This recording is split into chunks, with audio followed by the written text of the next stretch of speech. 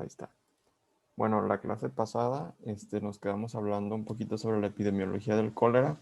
Hablamos sobre los diferentes países endémicos y sobre las pandemias que había habido a nivel mundial. Y ahora vamos a hablar un poco sobre la epidemiología acá en México. Pues tenemos que en México el primer brote de cólera apareció en el mes de junio en 1991 en una población rural del Estado de México que se llama San Miguel Totolmaloya. Y pues a partir de aquí se extendió a otros 17 estados y en ese mismo año se confirmaron 2.690 casos, de los cuales hubo 34 defunciones que representaron un 1.3% de los casos. Después, entre 1991 y el 95, pues el brote se extendió a todo el país y aumentaron el número de casos, como podemos ver. Y los estados más afectados fueron aquellos que estaban pues cercanos al Golfo de México. Después, entre el 95 y el 99, pues ya empezaron a disminuir los casos, ya había muy pocos, y para el 2000 solo había 5 casos reportados. Y en el 2001 solo hubo un caso en Jalisco.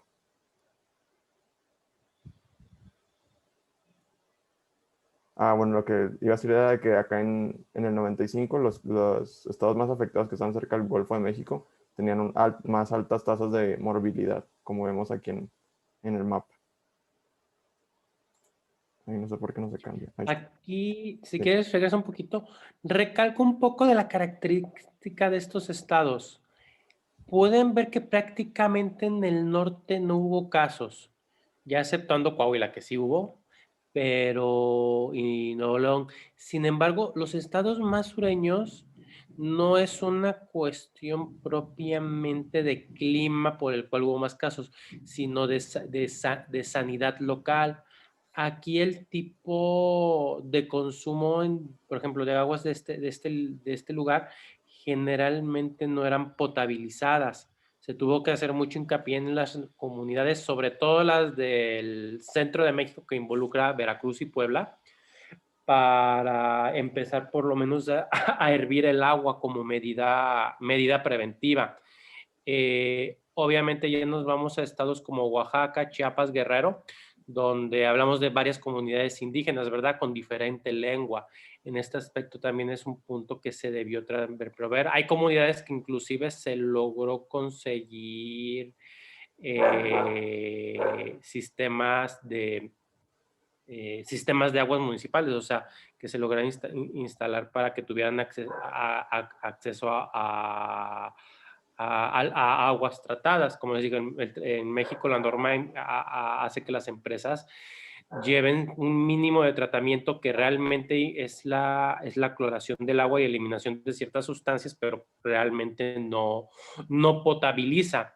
Por ejemplo, aquí en la región de la Laguna no se considera potable porque tenemos una alta cantidad de metales pesados en todas las fuentes acuíferas que tenemos, sobre todo arsénico, y que es lo que más nos preocupa en la región. Pero por eso les digo, hay un mínimo criterio que sí está así como que homologado en todo el país, que cada empresa debe de cumplir. Entonces, esa fue la diferencia en esa época. ¿Y por qué mejoró? Porque poco a poco se fueron implementando esas medidas. De hecho, no es que estaban muy jóvenes, 95, pero había inclusive en esa época unos comerciales que eran para si bebías agua, hiérvela 10 minutos, creo que así decían, no me acuerdo, pero existieron en esa época. Nada más que la diferencia es que yo en el 95 tenía como 6, 7 años, ustedes apenas estaban naciendo, así que Existíamos, Doc. por eso Todavía no. no existían, ¿verdad? No. No, Ustedes son del 2000, 98, unos milenios. 97. del 97 para arriba. Exactamente, por eso les hago el comentario. Eso sí, no, ustedes no los conocieron. Bueno, continúa, Doc. Sí, Doc. Y pues bueno, tenemos que después del 91, en México la letalidad ha sido menor al 1%. Desde el 98 no se han registrado defunciones y pues en el 2012 aparecieron 2 casos nuevos, los cuales pues aumentaron bastante para el 2013 con 330 casos, de los cuales la mitad fueron en Hidalgo y la otra mitad en Quintana Roo. Y para abril del 2014 ya se habían reportado 263 casos.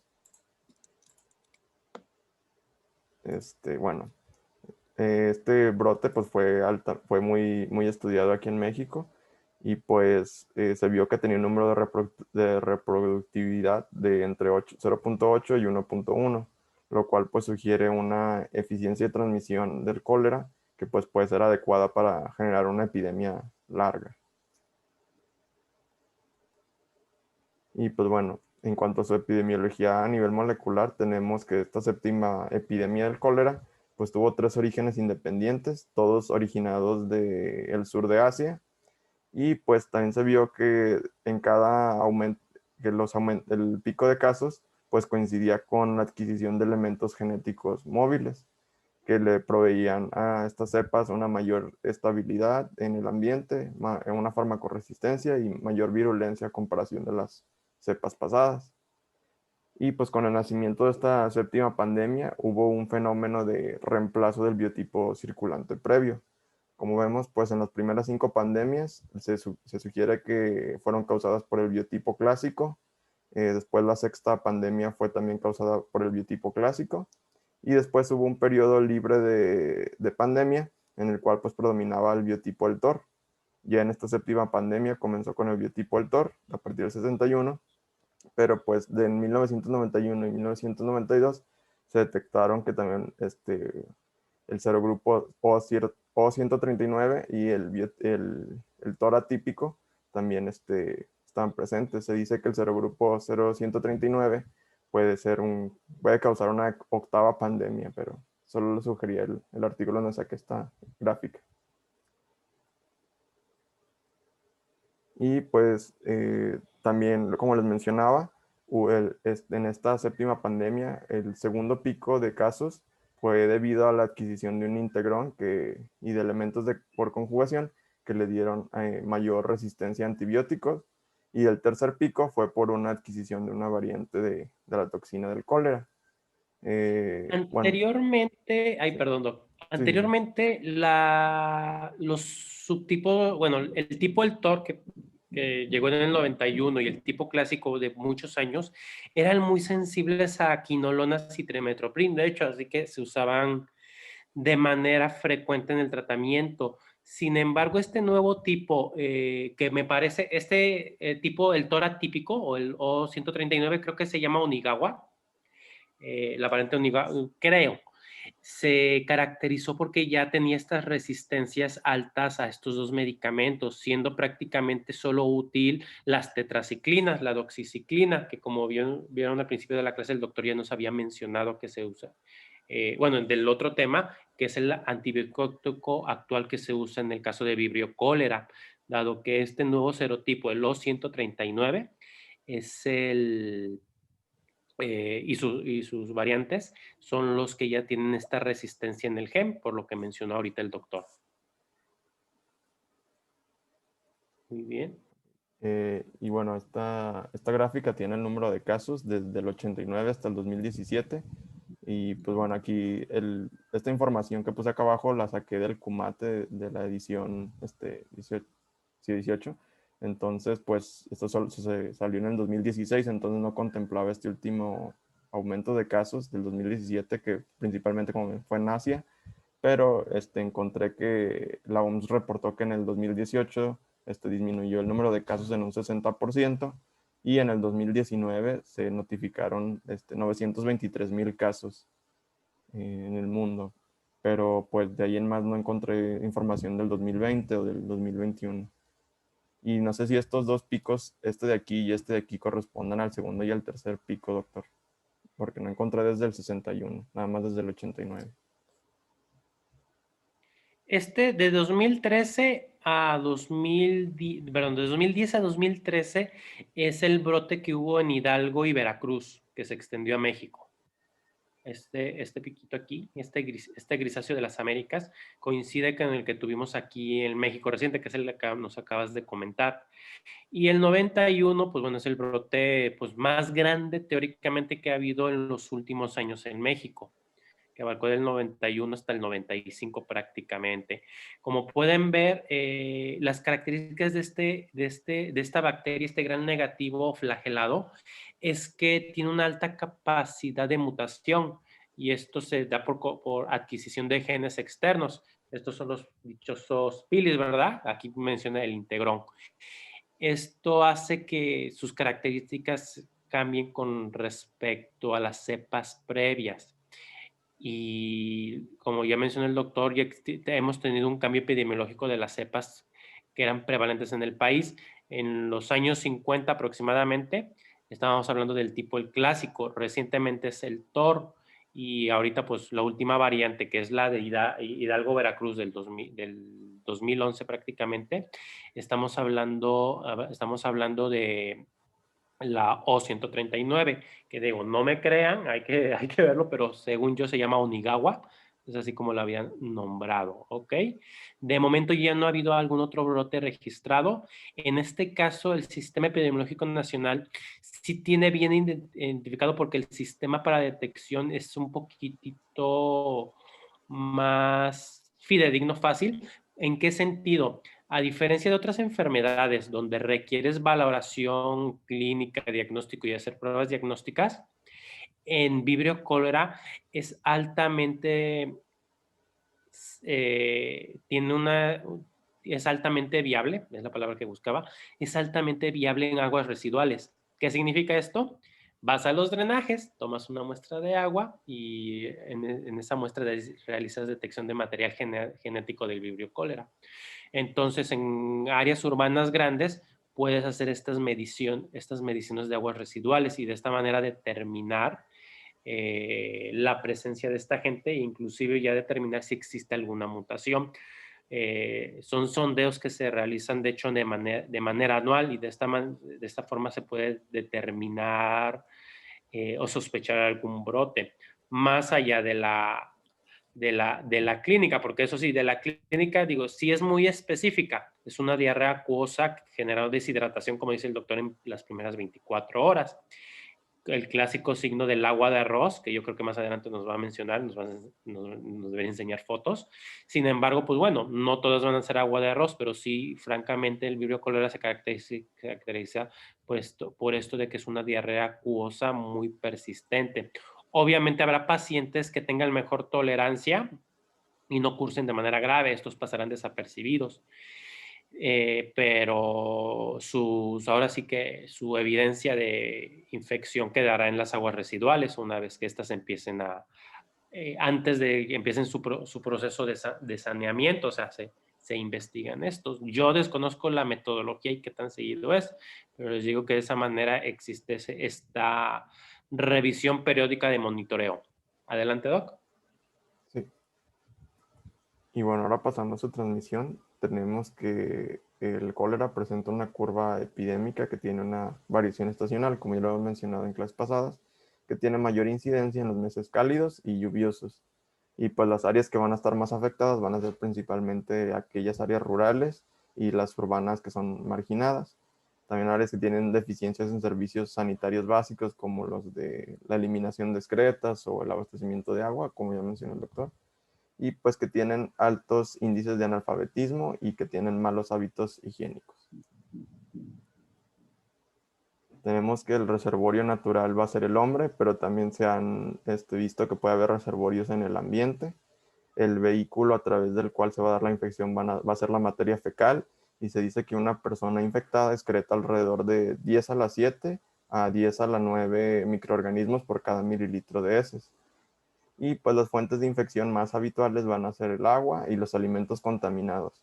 El agua pues pueden ser pozos, riachuelos, cisternas, pero principalmente va a ser el agua salobre y los estuarios, que es donde desemboca un río en el mar y se mezcla entonces el agua salada y el agua dulce, que es lo que sería más o menos el agua salobre.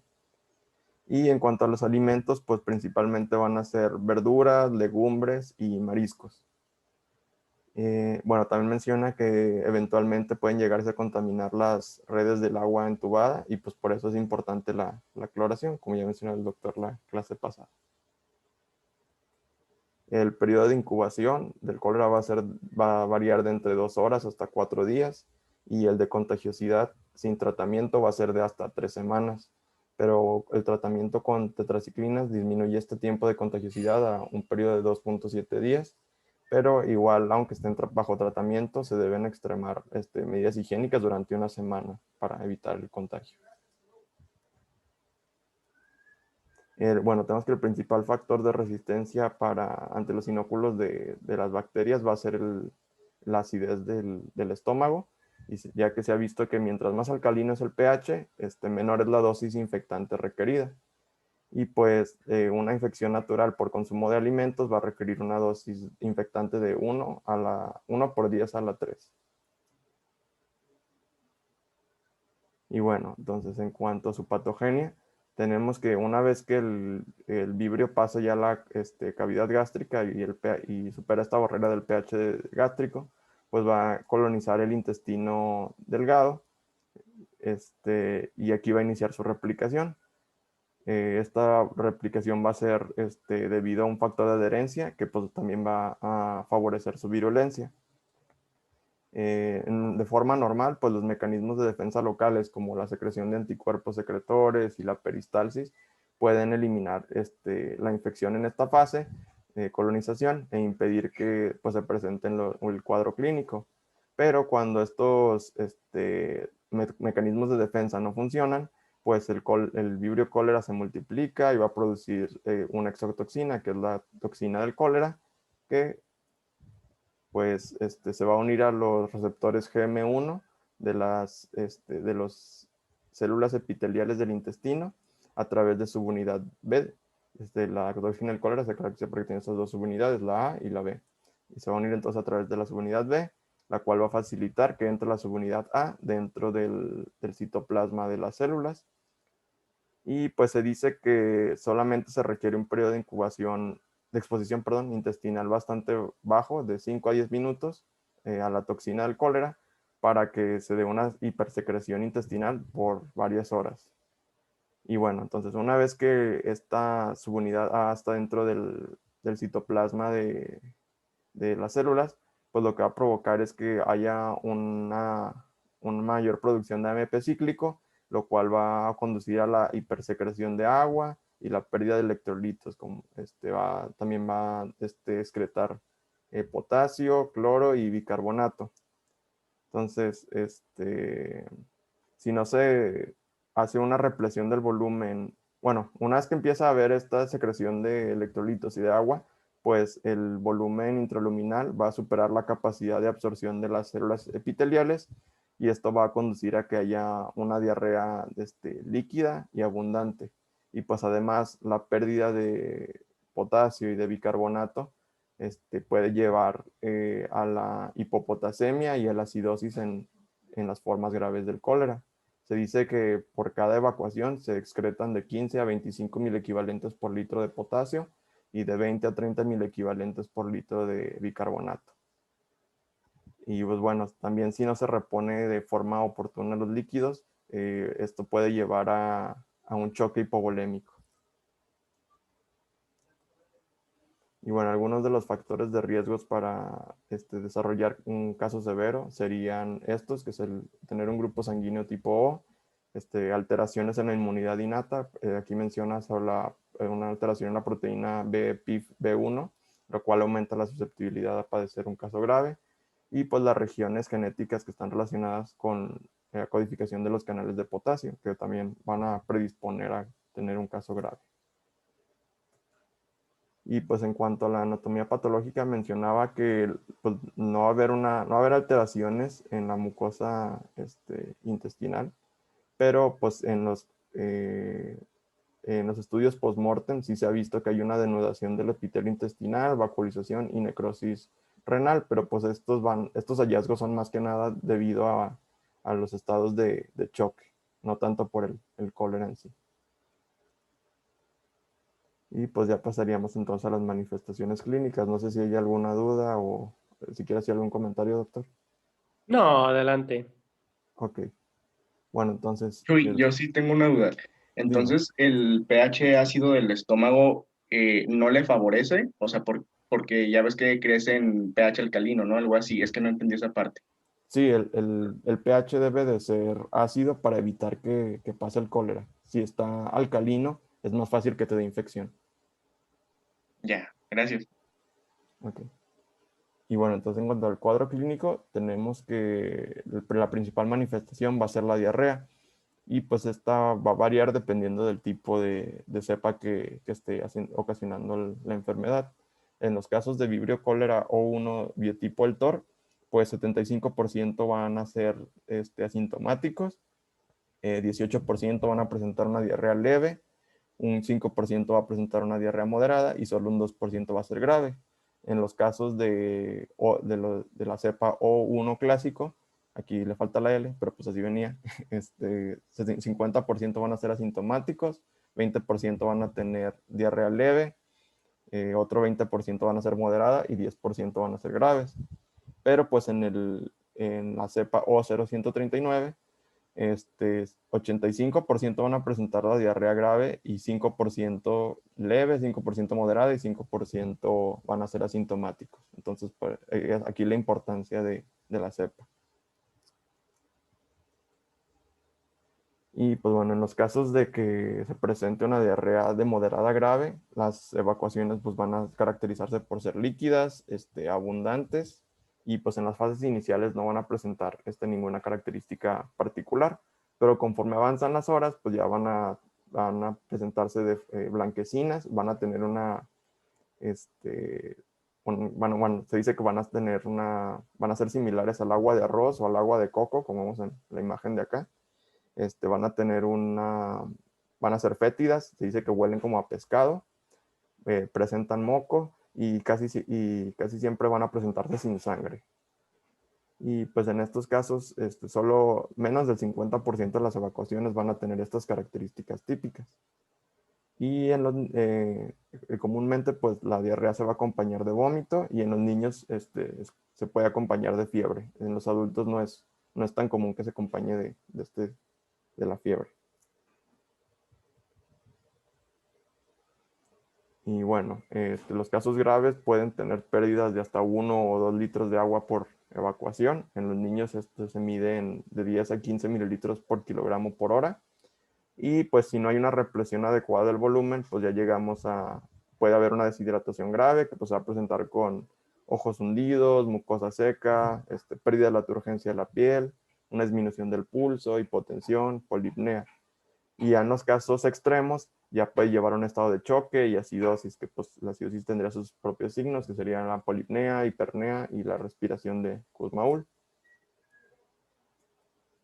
También, pues como ya les había mencionado, se va a perder potasio, entonces puede haber manifestaciones de hipocalemia, como calambres, que principalmente se van a dar a nivel abdominal. Puede también generar arritmias, alteraciones en el electrocardiograma e ilio. Y pues en los casos en los que haya una reposición tardía de los líquidos, puede llevar a una insuficiencia renal orgánica, que ya vamos a mencionar ahorita en las complicaciones. Bueno, aquí tenemos una tablita que menciona pues lo que vamos a encontrar dependiendo de la gravedad de la hipovolemia en los pacientes que tengan una diarrea aguda, ya sea que esta sea leve, moderada o grave. Entonces aquí lo que vamos a valorar va a ser el estado mental, si está alerta, si está inquieto, irritable o ya está letárgico o inconsciente. Vamos a observar los ojos, si están normales, hundidos, si hay lágrimas presentes o ausentes, pues la mucosa de la boca, de la lengua, si está húmeda o está seca, si tiene sed, el paciente, ya sea que esté aumentada o que beba poco o sea incapaz incluso de beber, ya en estados más graves, pues también los pliegues cutáneos, si estos regresan a la normalidad a la exploración o de forma inmediata o de forma lenta, como vamos a evaluar el pulso, si está normal o rápido, si está débil o si incluso no es palpable. Y pues podemos también buscar pues, por el porcentaje de pérdidas de volumen, si es de menos del 5% de la superficie, del 5 al 10 o de más del 10 de la superficie corporal.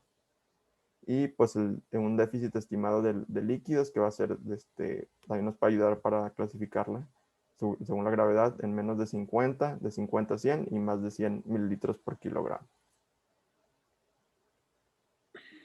Y pues pasaremos a las complicaciones. No sé si hay alguna duda o si quería decir algo, doctor. No, adelante, continúa. Ok. En cuanto a las complicaciones, primero tenemos el estado de choque, pues que ya mencionamos, va a ser de tipo hipovolémico. En este pues no van a participar las endotoxinas y solamente va a requerir la reposición del volumen. El desequilibrio electrolítico, que ya mencionamos que pues principalmente se va a deber a la gran pérdida de potasio en las formas graves. Y la insuficiencia renal, que también ya mencionamos, esta va a ser poco frecuente, va a estar más que nada relacionada con el tratamiento tardío, ya mencionamos que era por la reposición tardía de líquidos, y pues esta puede ser prerrenal en las etapas iniciales que tengan deshidratación grave, y pues ya cuando hay una deshidratación prolongada que y o choque, pues esto puede llevar a una necrosis tubular. Otra complicación sería la acidosis metabólica, que esta podría ser secundaria tanto a la pérdida exagerada del bicarbonato como al estado de choque, y pues que puede también tener una expresión bioquímica grave. Pues, pero a diferencia de otras enfermedades bacterianas, aquí la administración de líquidos y de bicarbonato pues va a corregir esta acidosis metabólica bastante rápido. Y bueno, entonces eso era todo de mi parte. Vamos a seguir con las otras complicaciones con mi compañera Fer. Hola, bueno, sí, yo les voy a hablar sobre lo demás que toca. Bueno, en cuanto a alguna de las otras complicaciones, manejaba la neumonía. Esta es una comorbilidad frecuente en niños con cólera. Se describía el mecanismo de aspiración del vómito, por lo que pues desencadenaba y aumentaba la mortalidad. Otra complicación era cólera seca, que es una forma inusual del cólera donde pues el líquido se acumula en la luz intestinal y el paciente pues va a presentar colapso circulatorio y muerte, si este pues no se atiende de manera adecuada, ¿verdad? Y en cuanto a la mortalidad, vamos a ver que los casos no tratados pueden ser tan altos, o sea, llegar al 50-70% de la mortalidad. En zonas endémicas, hay 10 veces mayor el riesgo en niños que en adultos, evidentemente, y también en mujeres embarazadas hay riesgo de muerte fetal si ésta adquiere pues la infección durante el tercer trimestre. Sí, gracias. En cuanto al diagnóstico, vamos a ver que el diagnóstico debe sospecharse en caso de diarrea acuosa grave o con o sin vómito, de rápida instalación y genera pues gran pérdida de volumen. Vamos a ver que se deben considerar en adultos el cólera como primera opción diagnóstica en pacientes que presenten este tipo de cuadro clínico. También debemos de considerar pues las manifestaciones que nos comentó mi compañero, igual lo del agua de arroz, bueno, las evacuaciones tipo agua de arroz, aunque estas mencionaba que rara vez se presentan, pero si se presentan, pues este es el signo más fuerte de sospecha de cólera. Vamos a ver que ahí le puedes dar, please. Bueno, es una mini imagen.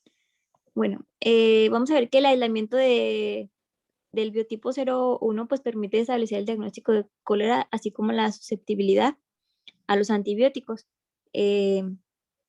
Los estudios de laboratorio útiles en esta patología pues es el coprocultivo y el cultivo de vómito.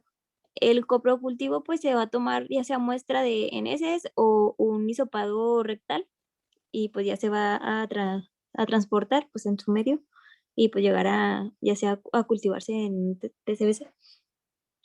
También mencionaba, bueno, es que esto variaba, decía la norma también, porque hay una norma específica del cólera del tratamiento y diagnóstico. Mencionaba que pues también debe de presentar pues la capacidad técnica e infraestructura para aislar e identificar a los serotipos y pues estas deben de ser de manera, bueno, aisladas o bueno, tomadas, perdón, en humanos y pues en el medio ambiente, como ya no lo mencionó Chuy. Vamos a ver que también la determinación de anticuerpos bibliocidas y antitoxina colérica pueden usarse para el diagnóstico, y esta pero solamente se va a realizar en sueros pareados. Y aquí mencionaba que se debe tomar la muestra en la fase aguda de la enfermedad, la primera muestra y la segunda muestra 3 semanas después de haber tomado la primera muestra. O sea, el paciente pues está enfermito, o sea, súper mal. y ahí se toma la primera muestra y luego 3 semanas después se toma la segunda. También mencionaba el uso de, ¿cómo se llama? Ahí lo mencionaban como pruebas comerciales, pruebas rápidas que se pueden realizar para la sospecha o el diagnóstico, pues, y mencionaban los kits del cristal BC, que este tenía una sensibilidad del 95% y una especificidad entre el 65 y el 86%, lo que es como bueno, es una especificidad baja, lo que limita su utilidad en áreas endémicas. Y pues también mencionaba el uso de la microscopía de campo oscuro en heces para pues visualizar vibrios móviles, aunque pues mencionaba que no era tan sensible. Entonces, estos serían, entonces el diagnóstico que vamos a hacer es coprocultivo. Quédense con eso. ¿Le puedes dar? Ahora sí, en cuanto al tratamiento. El tratamiento de cólera pues va a ser en la mayoría de los casos pues de fácil comprensión, como ya nos dijo el doctor, es doxiciclina para todo. Pero obviamente también debemos de tratar el choque que va a presentar el paciente. O sea, de acuerdo a las pérdidas que tenga, es como se le va a ir tratando. Por ejemplo, en la clase, en el tema pasado, Jason nos platicó lo de los planes de hidratación de acuerdo al paciente de plan A, plan B, plan C. Eso lo vamos a llevar siempre. Y aparte, pues obviamente vamos a iniciar la antibioterapia. Antibiótico terapia, sí. De acuerdo pues a la evolución de cómo el paciente se presenta, o sea, el grado de pérdida de volumen y ahí les pongo ¿le puedes dar, please? A ver si sale. Ah, no, no salió. No, dale para atrás. Bueno, mencionaba el grado de pérdida, que si es el shock o leve, el déficit del 5% del peso corporal, si es moderado, un déficit del 5 al 10%, y grave, pues mayor al 10%, ¿verdad? Entonces, el tratamiento pues permite la curación del 97 al 99% aprox, pero pues acuérdense, debemos de también tratar la deshidratación y ya también, o sea, poner al paciente en orden para poder continuar con su tratamiento. Ahora sí, ¿le das, please? Bueno, mencionaba que la prevención y el tratamiento de la deshidratación pues va a ser el uso de soluciones de rehidratación oral hiposmolares. También mencionaba el uso de soluciones con arroz en polvo. Yo creo que esto es como más casero. Y mencionaba el tratamiento IV. ¿Va a ser útil Pero si solamente o...? quieres, le cambio la font rápido porque no se ve la letra. Ay, qué raro. Sí, una disculpa. Jeje. Bueno, aprovechando lo del arroz en polvo, de hecho sí viene algo en la norma mexicana de tratamiento de cólera, la GPC, de referente a alimentos astringentes, y de hecho sí viene esa recomendación. El objetivo es disminuir la cantidad de evacuaciones acuosas en este grupo de pacientes sin necesitar de usar un medicamento antimotilidad, dado que, por ejemplo, lo que es la loperamida, en varios estudios se asoció a deterioro del cuadro, sobre todo ilio en el cólera en estos pacientitos, y como vieron ya la doctora describió el caso del cólera seco, donde prácticamente son pacientes que hacen ilio, distienden y continúan con un choque hipovolémico, pero debido a que todo lo están reteniendo por un cuadro de ilio agregado. Estos cuadros de ilio son más frecuentes de lo que nos gustaría y están muy asociados al desequilibrio hidroelectrolítico. Eso es en conjunto de esa fisiopatología de este punto. Entonces, el arroz funciona como un astringente, no tiene ningún efecto sobre la motilidad, entonces literalmente el líquido, más que nada rico en electrolitos, es pues, absorbido como una esponja. Esto se retiene en la luz del intestino, y dado que no existe este desbalance hidroelectrolítico, la secreción de agua disminuye. En ese aspecto, por eso funciona como un astringente. Y se puede iniciar en las fases tempranas. Es totalmente combinable y seguro con el esquema de hidratación oral. no tiene como que ningún inconveniente. Y la verdad es que su eficacia, hasta donde yo sé, no está muy bien estudiada. Es ahora sí que a recomendación de experto de que sí es eficaz y se ha usado comúnmente y, pues digo, observacionalmente ha funcionado. Sin embargo, experimentalmente no lo hemos, ya no se ha comprobado. Es como ciertos tratamientos que llevan tanto tiempo usándose que no se ha considerado el requisito de experimentar con ellos, como ya hablamos como los esteroides, ¿verdad? ¿Se acuerdan que en Reuma mencionamos sobre cuál es la dosis ideal de prednisona y que realmente los pulsos, las dosis son desde hace más de 70 años usadas igualmente por convención, no porque realmente se haya demostrado que esa dosis es la más adecuada? Sin en cambio, los últimos estudios en esteroides sugieren que la menor dosis casi siempre resulta más ideal que la mayor. Pero bueno, eso ya es otro punto aparte, pero quería hacer una comparación. Del tratamiento de hidratación, los 30 mililitros por kilo en la primera hora es una norma prácticamente en todos los pacientes que cursan con choque hipovolémico y distributivo. Generalmente estas dosis en la población mexicana varían entre los 1,800, 2,700 mililitros para que más o menos contemplen lo que se va a usar. La indicación siempre ha estado asociada a las soluciones cristaloides, ¿eh? O sea, siempre que se hace este tipo de reposición, comúnmente la misma situación que el agua de arroz, se habían usado soluciones cristaloides. Sin embargo, en este aspecto sí ha habido evidencia que ha sugerido que son de mayor utilidad y menores efectos adversos las soluciones balanceadas. Esto incluye el Ringer lactato y la Harman. Resultan más idóneas para resucitación hídrica, sobre todo en este grupo específico de pacientes. Sobre todo el Ringer lactato porque tiene como buffer el bicarbonato, entonces sirve también como reposición en este grupo. Entonces, digo, no sé cómo lo traiga, pero le digo, en la norma todavía vienen contemplados los cristaloides, sin embargo, las nuevas evidencias sugieren que las balanceadas son mejor para reanimación hídrica, específicamente aquí. Sí, ¿Ok? de hecho sí mencionaba el uso de la solución de Ringer lactato como la más adecuada para este tratamiento. Excelente, muy bien. ¿Continúa, doctora? Y bueno, hablando del tratamiento IV, pues mencionaba que este va a ser útil en estados en el que el paciente pues presenta un vómito intenso, alteración del estado mental, así como pues el choque hipovolémico. Y ya pues mencionaba la administración a la velocidad de 30 mililitros por kilo a la primera hora. Esto en pacientes con choque hipovolémico, así como lo dijo el doctor.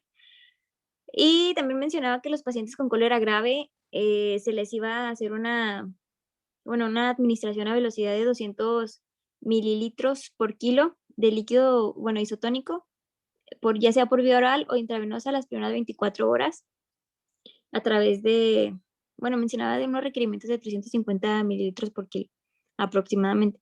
También mencionaba pues la prevención de la diseminación del microorganismo mediante pues el uso de antibióticos, así como el incremento de las medidas higiénicas y pues para evitar las posibles complicaciones, ¿verdad?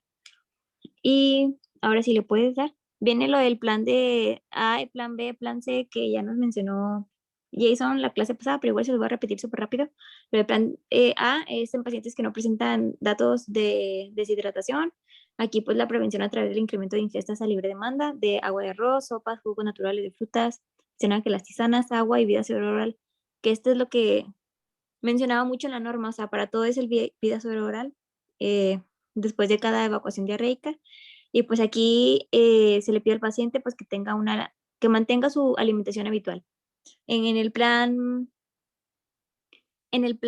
B, aquí pues mencionaba que las primeras 4 horas se le administrará vida cerebral, 100 mililitros por kilo de peso y se le va a estar evaluando el estado mentalito, o sea, pues sí, el estado en general del paciente cada 20 minutos. Y mencionaba que si el paciente está cansado de beber, tiene vómitos o el volumen de evacuaciones es mayor a la ingesta, aquí se debe de pasar al plan B. Digo, el plan C, perdón, que aquí ya es el hidratación por intravenosa, mencionaba el uso de Hartmann o solución fisiológica al 9%. Aquí el paciente por recibir una carga rápida de solución Hartmann o salina a razón de 30 a 50 mililitros por kilo de peso. Y en la siguiente hora, o sea, en las siguientes 3 horas, o sea, así llega el paciente y tú le pasas la carga y después en las próximas 3 horas le vas a infundir pues solución de Hartmann, pero ya disminuye a razón de 25 a 20 mililitros por kilo de peso. Vamos a ver que la restitución de volumen pues se va a guiar de acuerdo al monitoreo del estado clínico del paciente, así como pues sus signos vitales. Y bueno, esto es en cuanto a lo que nos indica la norma, ¿verdad? Y ahora sí continuaremos con el tratamiento de antibióticos, que ya esto ya viene en la norma y en el libro, que pues los antibióticos son parte del tratamiento adjunto del cólera y se va a usar más que nada en aquellos que tienen una pérdida de volumen moderada y grave. Y pues mencionaba que el efecto de los antibióticos era acortar los días con diarrea y pues disminuir al menos el 50% del volumen del gasto fecal. Y bueno, mencionaba que 1 o 2 días. Entonces, ¿cuáles son las opciones disponibles? Pues mencionaba que los macrólidos, fluoroquinolonas y tetraciclinas. La elección pues deberá basarse en qué tan susceptible es o no y los patrones de resistencia.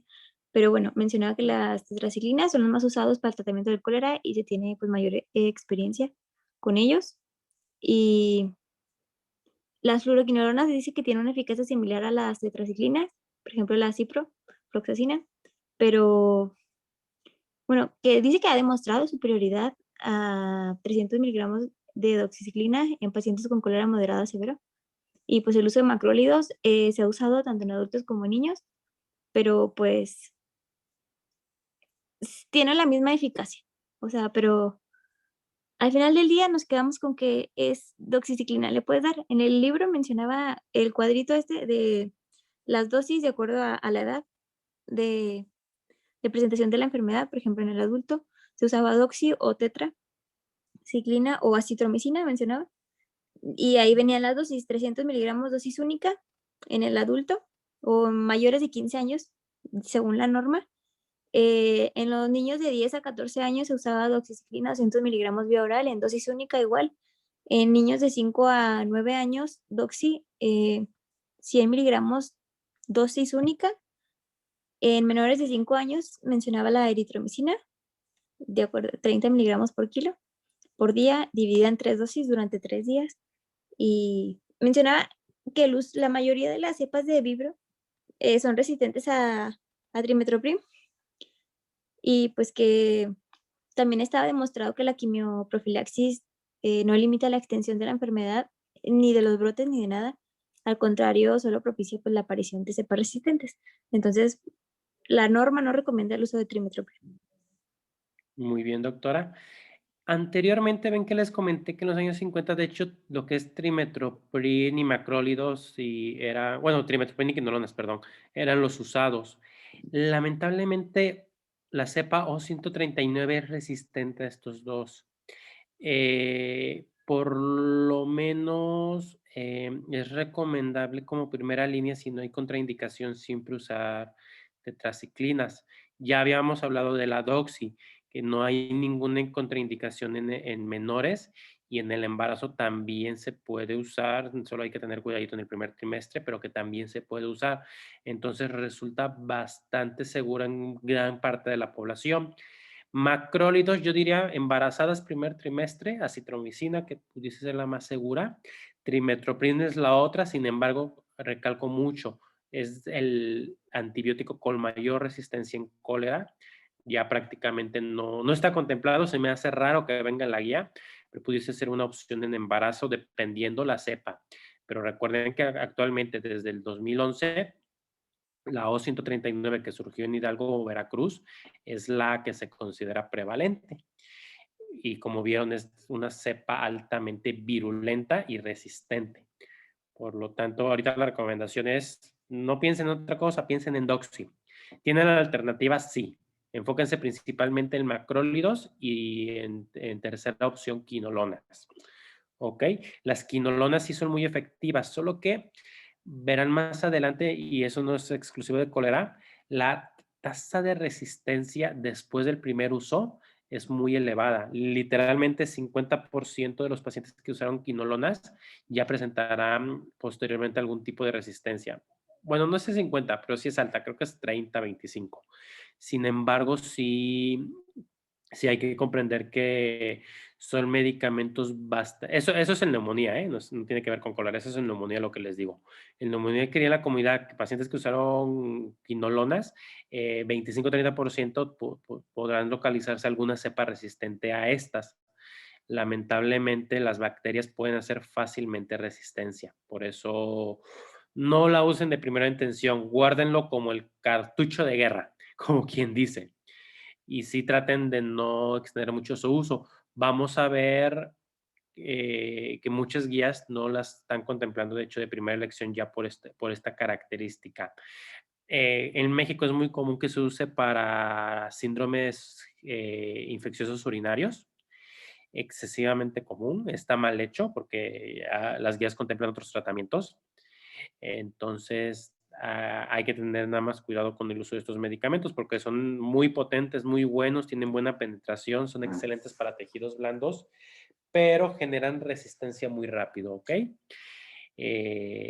Adelante, doctora. Nada más quería hacer ese paréntesis. No se preocupe, doctor. Y ya por último, en cuanto a prevención y vacunas, mencionaba que pues la prevención es el saneamiento básico, pues constituye la condición fundamental para la prevención de la enfermedad, y se debe de tener en cuenta pues el uso, bueno, o dotación de agua potable con vigilancia permanente de niveles de cloro de 0.5 partes por millón, la eliminación correcta de excretas mediante drenaje, fosas sépticas o letrinas, así como la higiene pues escrupulosa de los alimentos, lo que pues comprende la necesidad de pues prohibir el uso de aguas negras para riego de sembradíos y de legumbres de consumo humano. Ante un brote vamos a tomar las siguientes medidas, que es informar a la población, consumo de agua hervida o clorada, lavado de manos con agua y jabón antes de consumir o preparar alimentos, pues evitar el consumo de alimentos en la vía pública, lavar adecuadamente pues, las frutas y las verduras.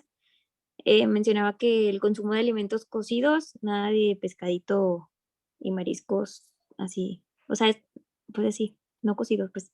Evitar el fecalismo al aire libre, y en los casos de diarrea líquida, acudir de inmediato al servicio médico. Eso en cuanto a prevención. También mencionaba pues lo, lo que nos corresponde a nosotros como médicos de pues lavado de manos después de atender al paciente, la ropa de cama y todo, pues cambiarla, colocar cubetas con soluciones de hipoclorito para poder como desinfectar y lavar pues todo lo que está alrededor del paciente. O sea, ese tipo de actitud debemos de tomar, ¿verdad? En cuanto a las vacunas, pues mencionaba que la OMS recomienda la introducción de la vacuna contra el cólera en áreas endémicas. Mencionaban varias vacunas, bueno, la WC, no sé cómo se pronuncia, WCRBS. Esta contiene células enteras muertas de los biotipos del 0-1. Su efectividad pues ha sido evaluada y mencionaba que tenía una protección de hasta el 78% en pacientes que tomaron una o dos dosis antes. Mencionaba también la vacuna del bivalente, ay, que tiene otro nombre muy extraño, Shanghai Biotechnics. Eh, Igual esta es una vacuna pues para los serotipos 0,1 y 0,139 y esta presentaba una eficacia del 67%. Y, y pues ya eso sería todo de las vacunas, pero realmente no sé si haya, o sea, nunca lo había escuchado, la verdad, solo cuando lo leí.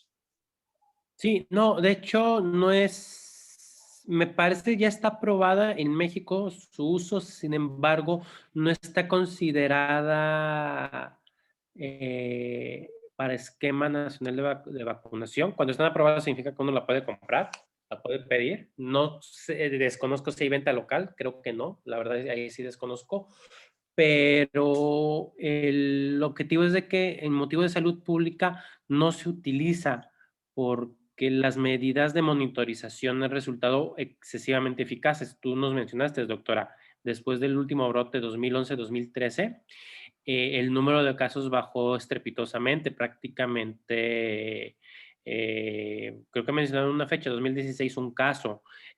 Ahorita no estoy muy seguro cuántos casos se están reportando anuales, pero la verdad la tasa ha bajado mucho debido a los programas de prevención y sobre todo la parte de saneamiento de aguas negras. Esto es como que parte primordial.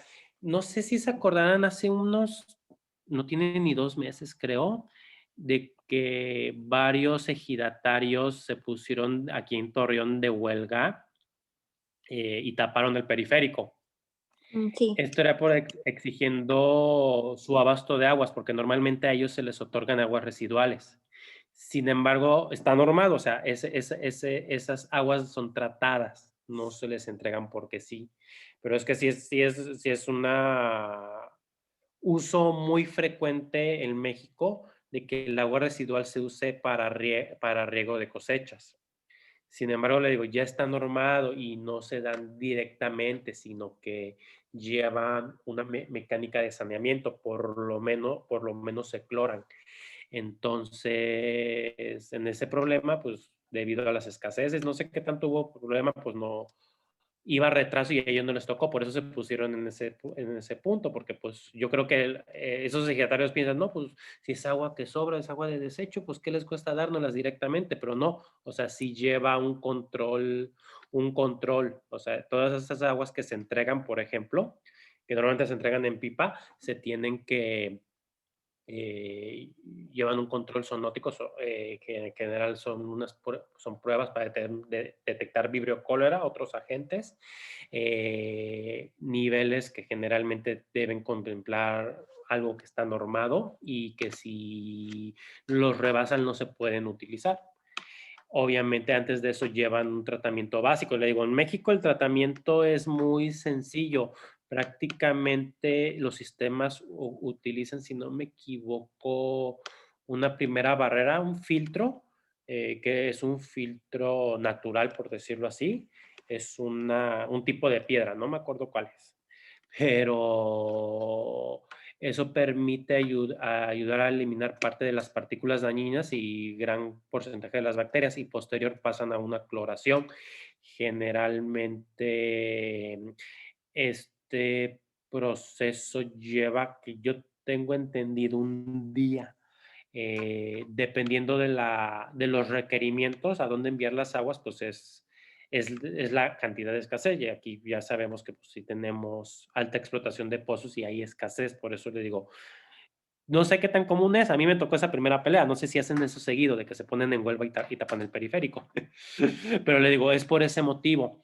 Sí, existen ya medidas bien estipuladas que no se pueden saltar, así que con el perdón pero esas son medidas importantes, ¿ok? Ya acabamos cólera. Esperaba poder empezar el siguiente tema, pero no se pudo. Bueno, una clase de retraso. Vamos a tratar de acelerarnos para no irnos tan atrás. Y me agrada que se haya temado así el tema, porque el objetivo es que ya vieron que el manejo del cólera es más de salud pública en el área preventiva.